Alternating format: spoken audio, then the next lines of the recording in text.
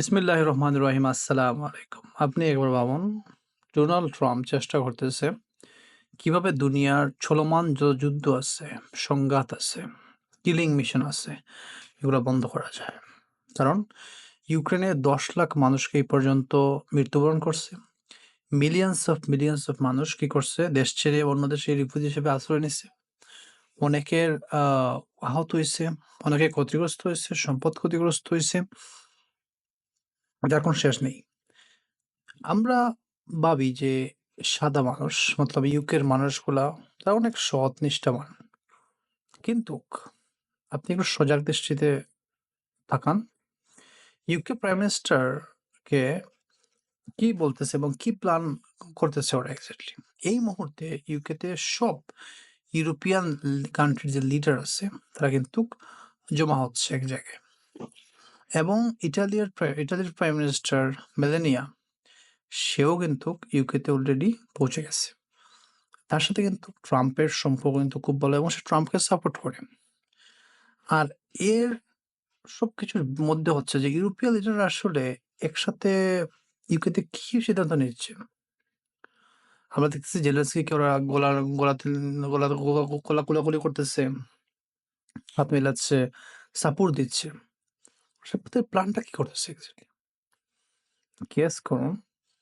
তারা রাশিয়ার সাথে যুদ্ধ করার পরিকল্পনা করতেছে। মনে হচ্ছে সবার মাথা নষ্ট হয়ে গেছে এবং নিজের পায়ে নিজে কুড়াল মারতেছে। এই প্ল্যানটা ডিজাইন করছে কিন্তু ওই যে গোপন তাকত, গোপন যে শক্তি যাদের মাধ্যমে এগুলো পরিচালিত হয় এই কান্ট্রিজ গুলা, এরা কিন্তু এটা পরিচালনা করতেছে এবং ওরাই কিন্তু ওদেরকে একসাথে করছে এই পরিকল্পনা বাস্তবায়ন করার জন্য। এবং তাদের প্ল্যান ফলো করে কিন্তু সবাই কাজ করতেছে। নাম কি দিয়েছে? এরা সবাই একসাথে ফর্মুলা তৈরি করতেছে।